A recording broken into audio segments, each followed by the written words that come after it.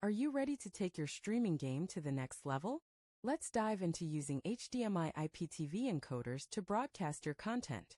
First, you'll need an HDMI IPTV encoder, like the Encoder HD HEV H.265. This device converts HDMI video and audio signals into a digital stream.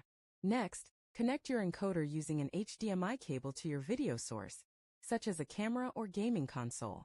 Ensure your encoder is powered on. Once connected, configure it to your network settings. Most encoders have a web interface for this. Set the streaming protocol. RTMP is a popular choice for platforms like YouTube or Facebook. Now grab the streaming URL and key from your chosen platform. Input these into your encoder settings. Before going live, do a test stream. This helps catch any issues. Common mistakes include not checking your internet speed. Make sure it's at least 5 megabits per second for 720p.